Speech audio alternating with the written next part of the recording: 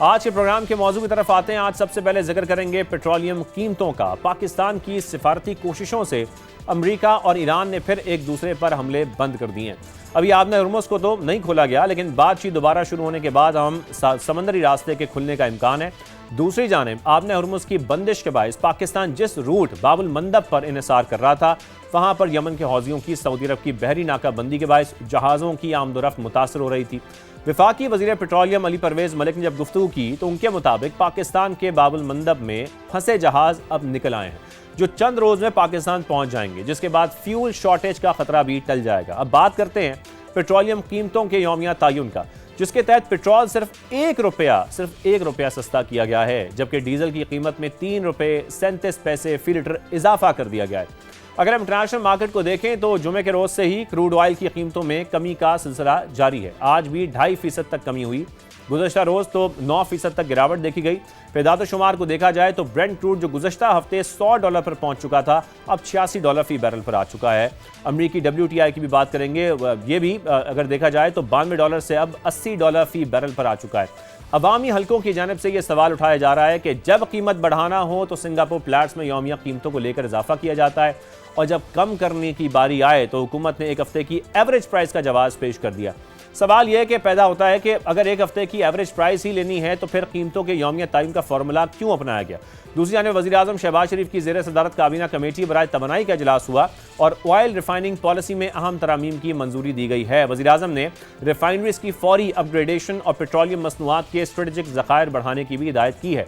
Brown field refineries में सरमायाकारी के फ़रोग के लिए कतर, फिर सऊदी अरब और दीगर खलीजी ममालिक में रोड शोज़ मुनक्किद करने की भी हिदायत दी है। इस पर आज हमने बात करनी है। तफसीलन हमारे साथ मौजूद हैं माहिर मुआशियात फारूक सलीम साहब और chairman petrol pump owners association Khan साहब, क्योंकि पेट्रोल पंप्स की जानिब से हड़ताल भी की गई थी। उसके बाद क्या मुज़ाकरात हुए, क्या बात हुई, इस पर भी आज हम बात करेंगे। फारूक साहब, सबसे पहले मैं आपकी जानिब आऊँगा।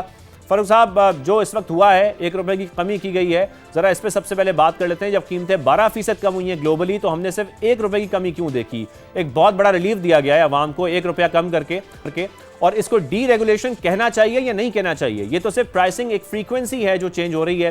जो 15 दिन में करते थे उसको तोड़ कर अब रोजाना किया जा रहा है, और हुकूमत ने अपने ऊपर से नाम भी हटा लिया है। ज़ाहिर है, हम हुकूमत को अवाम डायरेक्टली कुछ कहते हैं तो वो कहते हैं ये जिम्मेदारी हमारी नहीं है। कैसे देख रहे हैं आप इस प्राइसिंग फार्मूले को? जी, मामला को बड़ा पेचीदा बना के पेश किया जाता है।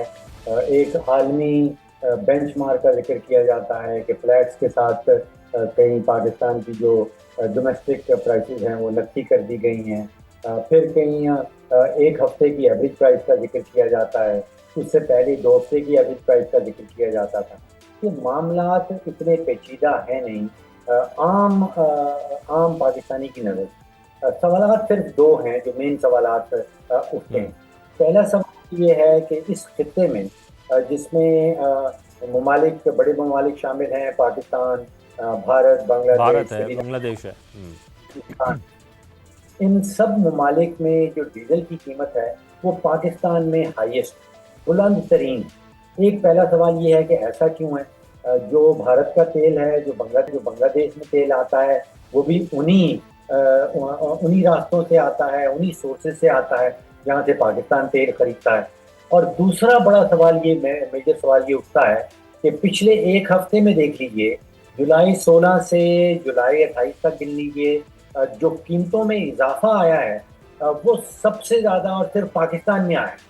पाकिस्तान में डीजल की कीमत जो जुलाई 16 को थी वो 323 रुपये फी लीटर थी, अब वो 386 पे पहुँच गई है। इसका मतलब है कि तकरीबन 19% इजाफा हुआ है सिर्फ एक हफ्ते में।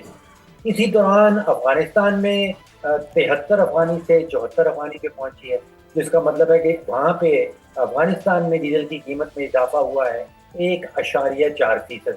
तो ऐसा क्यों है कि पाकिस्तान में इस पूरे खित्ते में सबसे ज़्यादा तेज़ी से कीमतें बढ़ती हैं, और इस वक्त डीजल जो है वो सबसे हाईएस्ट बुलंद तरीन कीमत में बेचा जा रहा है। तो ये पेचीदा सवाल नहीं है, सिंपल से सवाल है, और इसका जवाब हुकूमत को देना। लेकिन आपके मुताबिक क्या एक बड़ी वजह, जब आप कंपैरिजन कर रहे हैं पाकिस्तान का भारत से, बांग्लादेश से, और हम श्रीलंका की भी देखते हैं जो कीमतें हैं वो कम है हमसे, लेकिन क्या इसकी वजह सिर्फ और सिर्फ टैक्सेशन है जो हमारे यहाँ अभी भी देखी जा रही है कि 100 रुपये से ऊपर है? देखिए, मैं ये समझता हूँ कि ये क्लेम ज़रूर किया जाता है कि पाकिस्तान की जो कीमतें हैं, वो किसी आलमी बेंचमार्क से नक्की की हुई हैं, उसी के मुताबिक पाकिस्तान के अंदर उतार और चढ़ाव आता है। अमली तौर पे पाकिस्तान की कीमतों का आलमी मंडी की कीमतों से कतई कोई ताल्लुक नज़र नहीं आता।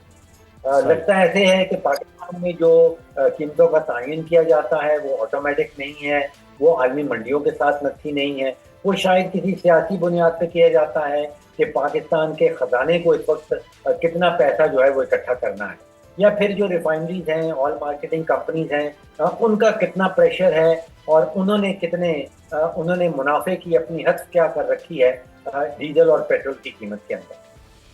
लेकिन लेकिन फारूक साहब, जो प्रेशर ओएमसीज का आप जिक्र कर रहे हैं, रिफाइनरीज का प्रेशर है, तो फिर अब हुकूमत जब ये बात कर रही है कि हमने इसको डीरेगुलेशन कर दी इसकी, तो फिर वो प्रेशर कहाँ गया? वो प्रेशर तो सारा आवाम के ऊपर ही आ रहा है, क्योंकि मुनाफा वो भी कमा रहे हैं और हुकूमत अब कहती है कि जी हमारी जिम्मेदारी नहीं है। देखिए, जितनी भी किताबें, इकोनॉमिक्स की किताबें अगर आप पढ़ें, तो उसमें डीरेगुलेशन का मतलब ये है कि वो कीमतों का तय जो है वो खुलेआम मार्केट करती है। यहाँ पे काबीना ने एक ही पैगाम के अंदर ये बताया है कि पीएसओ जो है उसकी जो डिक्लेयर्ड प्राइस है वो फार्मूला इस्तेमाल किया जाएगा ओगरा के अंदर। तो यहाँ पे तो मोनोपोली दी जा रही है, यहाँ पे इजारादारी दे दी गई है, लेकिन क्लेम किया गया है कि इस इजारादारी का मतलब है डीरेगुलेशन। अब यहाँ पे शफाफियत भी नजर नहीं आती, क्योंकि पीएसओ ने जो भी डिक्लेरेशन देनी है वो ही इस्तेमाल की जाएगी ओगरा के फॉर्मूले के अंदर। तो यहाँ पे किसी किस्म की कोई अमली डीरेगुलेशन नजर नहीं आती। यहाँ पे पीएसओ के पास इजारादारी है, पीएसओ जितना चाहे प्रीमियम इसमें जमा कर दे और वही कीमत जो है वो फॉर्मूले के अंदर जाएगी और वही कीमत जो है वो ओगरा डिक्लेयर करेगी। तो किसी किस्म की डीरेगुलेशन अमली हवाले से सामने नहीं आई। अमली हवाले से तो यहाँ पे इजारादारी दी गई। बिल्कुल सही। हुमायूं साहब भी हमारे साथ मौजूद हैं। हुमायूं साहब, आपके जो सारे मुतालबात थे जिस पर हड़ताल भी की गई थी, वो सारे मुतालबात पूरे किए गए तरफ से अब तक? सर, हमारे मुतालबात तो उन्होंने मान लिए हैं। अब उसका जो इम्प्लीमेंट है वो हमें बुध और ये जो जुमरात, ये कल और परसों का है, उसमें उन्होंने हमें कहा था कि हम बुध जुमरात को आपको इसके ऊपर इम्प्लीमेंट हम कर देंगे। तो अभी देखना ये है कि क्या वो इम्प्लीमेंट करते हैं या नहीं करते, क्योंकि हमारा यहाँ पे ब्रेक हो गया था, नाकाम हो गए थे।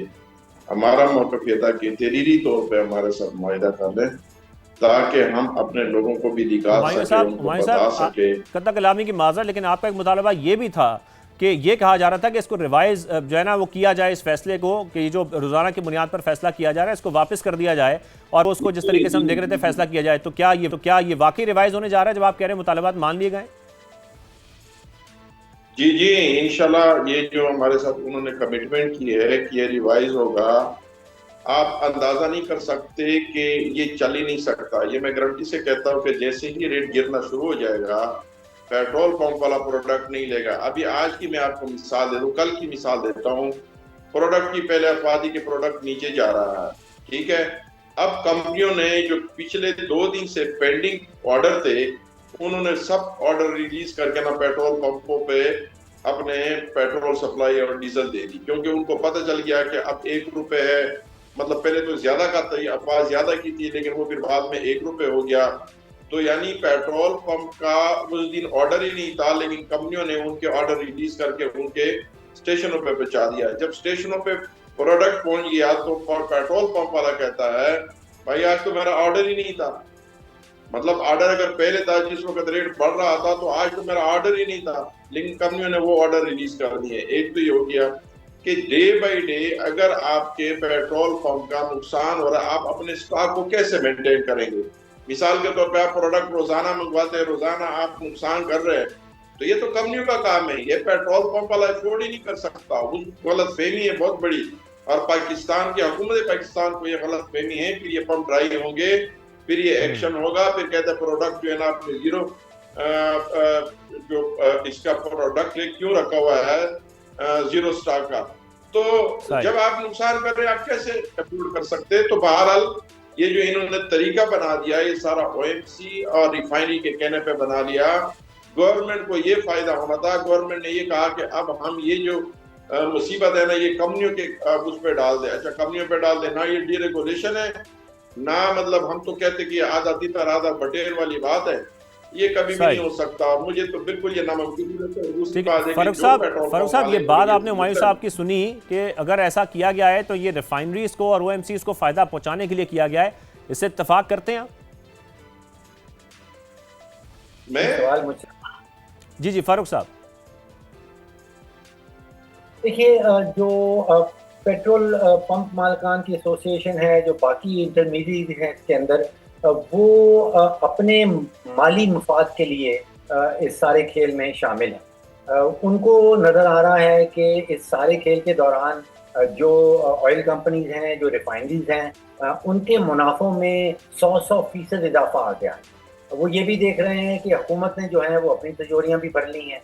उसने जो हद रखा था पेट्रोलियम लेवी की मद में 1.4 खरब रुपए का, वो हद से ज़्यादा उन्होंने इकट्ठा कर लिया है। तो यहाँ पे उनका तो एक वेस्टेड इंटरेस्ट है। वो चाहते हैं कि अगर रिफाइनरीज ने, ऑयल मार्केटिंग कंपनीज ने, हुकूमत ने अपनी तिजोरियां भरी हैं, तो हमें भी मौका दिया जाए कि हम भी अपनी तिजोरियां भर सकें। तो उनका हड़ताल करने का जो है वो एक माली मफाद है, और मैं समझता हूँ कि जब वो माली मफाद के करीब पहुंच जाएंगे तो फिर वो हड़ताल खत्म करेंगे। सही। हुमायूं साहब आप इस पर कमेंट करेंगे? जी बिल्कुल गलत बात करते हैं। माली मुफाद, जो बंदा माली मुफाद भी बता दें कि माली मुफाद हमें कहाँ पे है। अच्छा देखो, आप एक बिजनेस कर रहे हैं, आपका बिजनेस का जो आपका मॉडल है अब वो पाकिस्तान के कानून के मुताबिक गलत है। आपने यूरोप का फार्मूला यहाँ पे इम्प्लीमेंट कर दिया। पहले ये बता दो कि इसमें हमारा माली मुफाद क्या है, मतलब डे बाई डे में हमारा क्या है। और हम जो 15 दिन या महीने की बात कर रहे हैं, देखो ना, ये होना तो फिर ये चाहिए कि डे बाई डे में हमें फायदा है, तो फिर हम इसका रिएक्शन क्यों करते हैं। पहले उसके ये हमें ये भी बता देना कि हमारा जो ये इकोनॉमिक्स का जो है ना एक्सपर्ट बैठा हुआ है, ये भी बता दे कि एक पेट्रोल पंप की इस वक्त पाकिस्तान में कितनी सेल होनी चाहिए और फिर उसका कमीशन कितना होना चाहिए, और वो कैसे सर्वाइव कर सकता है, क्योंकि ज्यादा एक्सपर्ट है। हमारा 8 साढ़े 8 रुपए का कमीशन है। 8 साढ़े 8 रुपए लेकिन हुमायूं साहब एग्जिस्टिंग स्टॉक के ऊपर अगर कीमतें बढ़ती हैं तो उसमें माली फायदा नहीं होता आप लोगों को? सब आप, यही तो बात है ना सर, जो आपको समझ नहीं आती। एग्जिस्टिंग जो स्टॉक होता है उस पे आपकी ये बात सही है कि वो पैसा मुनाफा तो बढ़ता है, लेकिन वो आपके पास स्टॉक मौजूद होगा तो होगा, क्योंकि हम तो कंपनी के अंडर काम कर रहे हैं। कंपनी उस वक्त आपको स्टॉक ही नहीं देता, कंट्रोल तो उनके पास है, इंपोर्ट उनके पास है, फैसले उनके पास है, चाबी उनके पास, सब कुछ उनके पास। हमारे पास तो कुछ भी नहीं होता। हमारे पास कैसे है आप बताएं ना। हमारे पास जब कंपनी हमें स्टॉक नहीं देगा, कंपनी हमें प्रोडक्ट नहीं देगा, तो आप बताएं ना हमारे पास कैसे स्टॉक आएगा। फारूक साहब, इस मसले का हल हुकूमत किस तरीके से निकाल सकती है? अगर हम इसको ओवरऑल देखें, ज़ाहिर है इल्ज़ामात एक दूसरे पर लगाए जाते हैं। वो कहते हैं वो माली फ़वाइद हासिल कर रहे हैं, वो कहते हैं वो माली फ़वाइद हासिल कर रहे हैं। सप्लाई आने पर कीमतों का तयन होना चाहिए या इसको ऐसी रोज़ाना की बुनियाद पर ही करना चाहिए? इसका एक हल क्या सामने आ सकता है जो हुकूमत निकाल सकती है? देखिए, पहली बात तो ये है कि ये रोज़ाना की बुनियाद के ऊपर जो कीमतों का तयन किया जा रहा है, ये मैं समझ नहीं पा रहा हूँ। Is beyond my comprehension. क्या टैक्सी ड्राइवर जो है वो रोज़ाना सुबह पहले पेट्रोल की कीमत चेक करेगा और उसके बाद अपना एक नए किराए का तयन करेगा? हम देखते हैं कि ये स्कूल की वैन है जो बच्चों को स्कूल छोड़ने जाती हैं, ड्रॉप करती हैं, वो महीने के कॉन्ट्रैक्ट में चलती हैं। क्या वो रोज़ाना की बुनियाद पे स्कूल वैन वाले पहले पेट्रोल की कीमत देखेंगे और फिर वालिदैन से आके रोज़ाना की बुनियाद पे एक निगोशिएशन का प्रोसेस चलेगा? फैमिली बजट्स जो हैं दुनिया भर में हम देखते हैं कि वो महीने के भर पे बनाए जाते हैं, पहली की पहली तनख्वाह मिलती है। अब औसतन आमदन जो पाकिस्तान की है उसमें से तकरीबन 15 से 20% जो खर्चा है वो पेट्रोल और डीजल की मद में निकल जाता है। तो यहाँ पे अगर पेट्रोल और डीजल की कीमत रोज़ाना की बुनियाद पे तब्दील होगी तो क्या जो हमारी फैमिलीज हैं पाकिस्तान के अंदर वो रोज़ाना की बुनियाद पे एक नया बजट बनाएंगी? फिर इंतज़ामी तौर पे देखिए कि तकरीबन 85% तेल पाकिस्तान जो है वो इंपोर्ट करता है, बंदरगाह पे आता है, वहाँ से रिफाइनरीज में जाता है, रिफाइनरीज से टैंकर्स के अंदर लोड होता है, फिर उस टैंकर ने खैबर पख्तूनख्वा पहुँचना है, उसने गिलगित बल्तिस्तान पहुँचना है, उसने कोयटा पहुँचना है। और वो जिस दिन निकला था उस दिन कोई और कीमत होगी, सफ़र के दौरान कुछ और कीमत होगी, जब वो मंजिल पे पहुंचेगा तो कुछ और कीमत होगी। तो ये इस बियॉन्ड मी, मैं नहीं समझ पा रहा हूँ कि ये अमली तौर पे कैसे चलेगा।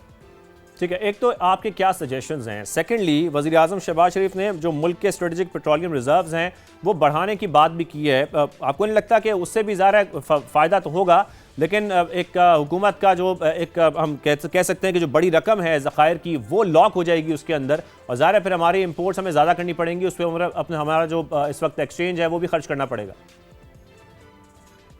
देखिए, जो सोल्यूशन है वो ये है कि जो पेट्रोल और डीजल की कीमत का तयन है उसको सियासत से दूर कर दिया जाए, एक ऑटोमेटिक प्रोसेस कर दिया जाए, उसको नथी कर दिया जाए किसी आदमी बेंचमार्क के साथ या आपकी कॉस्ट पर बेसिस के साथ। अब आप सोचिए कि डीजल तकरीबन 60% डीजल जो मुल्क की रिक्वायरमेंट है वो पाकिस्तान के अंदर हम खुद से बना रहे हैं, लेकिन उनको जो कीमत का नक्की किया जाता है वो इंटरनेशनल मार्केट के साथ कर दिया जाता है। उसमें पीएसओ जो भी प्रीमियम और जो भी अपने इंसिडेंटल अखराजात डालती है उसको काबीना ने रिसेक्ट कर दिया कि उसके ऊपर कोई सवाल नहीं उठाया जा सकता। वहाँ पे एक इजारादारी दे दी गई है पीएसओ को। तो जब तक ये इजारादारी नहीं टूटेगी, हम जो बात करते हैं अमेरिका की, कनाडा की, बरतानिया की, वहाँ पे जो कीमतों का तयन किया जाता है कम से कम 4 से 5 दर्जन मुख्तलिफ कंपनियों के पेट्रोल पंप्स हैं अमेरिका के अंदर, और वो कंपटीशन की बुनियाद पे। अच्छा फरूख साहब, सॉरी टू इंटरप्ट यू, लेकिन अगर हम उनकी एग्जांपल भी ना लें, अपने ही खित्ते में हम देखें कि हमारे जो पड़ोसी हैं, भारत हो, बांग्लादेश हो, श्रीलंका, जिसका आपने भी जिक्र किया कि वहाँ पर भी कीमतें इस वक्त कम हैं, और जब बढ़ाई जाती हैं वो भी कम बढ़ाई जाती हैं कंपैरेटिवली पाकिस्तान से। उनका क्या प्रोसेस है इस पूरे का? भारत का बड़ा इंटरेस्टिंग मॉडल है, बांग्लादेश का एक बहुत इंटरेस्टिंग मॉडल है। बाय द वे, जुलाई 16 से लेके जुलाई 28 तक पाकिस्तान में जो डीजल की कीमत में इजाफा हुआ है वो, जैसे मैंने कहा, वो 19% हुआ है। अफगानिस्तान में 1.4% हुआ है, और बांग्लादेश, भारत, श्रीलंका, नेपाल में 0, वहाँ पे कोई इजाफा नहीं हुआ। पाकिस्तान में सबसे ज़्यादा इजाफा हुआ है, पाकिस्तान का डीजल जो कीमत है वो सबसे ज़्यादा है, बांग्लादेश के मुकाबले में तकरीबन 50% महंगा है डीजल पाकिस्तान के अंदर। भारत के अंदर एक बड़ा इंटरेस्टिंग मॉडल है, और वहाँ आप सोचिए कि लास्ट टाइम जो कीमतों का तयन किया गया था वो 2022 में किया गया था, और फिर तकरीबन 4 साल कीमतों में ना इजाफा हुआ, ना कमी हुई, और ना उतार हुआ, ना चढ़ाव। लास्ट टाइम जो कीमतें तब्दील हुई हैं वो मई 2026 में हुई। सोचिए 4 साल जो है वो प्रेडिक्टेबिलिटी रही भारत के शहरियों के हवाले से। वहाँ पे जो मॉडल है वो उनकी ऑयल कंपनी और उनकी रिफाइनरी वो रोजाना की बुनियाद के ऊपर अपने खातों में एक नई कीमत लिखती हैं, लेकिन उस नई कीमत की मुंतकिली जो है वो सार्फिन तक नहीं जाती, कई साल की कीमत देता है। बांग्लादेश के अंदर अभी ये फैसला किया गया कि जो आलमी मंडी में जिस तेजी से कीमत चढ़ी है उसका सिर्फ 16% जो है वो बांग्लादेशी अवाम के ऊपर। बिल्कुल ठीक है फरूख साहब, ये सिर्फ पाकिस्तान में ही हो रहा है कि रोजाना की बुनियाद पर कीमतें बढ़ाई तो बहुत ज़्यादा जा रही हैं, लेकिन जब ग्लोबली कम होती हैं तो उसको कम नहीं किया जा रहा और सार्फिन इसे पिस रहे। हुमायूं साहब, लास्टली आप कमेंट कीजिएगा, जो मुतालबात आप लोगों ने सामने रखे हुकूमत के, और आपने कहा कि हो सकता है कि ये रिवर्स हो जाए फैसला रोजाना की बुनियाद का, क्या आपको लगता है हुकूमत बहुत जल्द ये करने जा रही है या कुछ दीगर मुतालबात भी हैं जो आपके पूरे होने जा रहे हैं? हमारे मुतालबात तो बहुत हैं, लेकिन ये इंशाल्लाह मुझे उम्मीद है अल्लाह के ज़ात के ऊपर के जो कमिटमेंट उन्होंने की है कि वो ये रिवर्स होगा। क्योंकि हमारी मतलब ऑयल टैंकर, अगर मैं आपको बता दूं तो उनके किराया, कल के उनके साथ भी मीटिंग होगी, उन्होंने कहा ये हम कैसे कर सकते हैं। मतलब एक आपका डीजल की प्राइस इतनी बढ़ चुकी है, किराए वही पुराने हैं, हम अफोर्ड ही नहीं कर सकते। देखो, हर बंदे का इस वक्त अगर आपने प्राइस बढ़ाने हैं या कोई फार्मूला बनाना है, जो आपके स्टेक होल्डर है इस वक्त इंडस्ट्री के अंदर, पेट्रोलियम इंडस्ट्री के अंदर सबसे बड़े स्टेक होल्डर हमारे पेट्रोल पंप मालिकान है, सबसे बड़ी इन्वेस्टमेंट इनकी है। तो आप उसके स्टेक होल्डर के साथ बात नहीं करेंगे, उसके साथ मामला नहीं करेंगे, जो भी आप फार्मूला बनाएंगे उसके जो वो दूर नहीं करेंगे, ये कैसे सर्वाइव कर सकता है? फिर रोज यही बातें होंगी हड़ताल होगा, शटडाउन होगा, मामला ठीक है, हुकूमत को तमाम स्टेक होल्डर्स को ऑन बोर्ड लेना चाहिए और फिर बात आगे बढ़ानी चाहिए ताकि फिर ऐसे हो सकें जो रिवर्स ना करने पड़े। हुमायूं साहब के मुताबिक ये फैसला रिवर्स हो सकता है। फारूक सलीम साहब, आपका बहुत शुक्रिया, आपने हमें ज्वाइन किया। हुमायूं साहब हमारे साथ मौजूद है।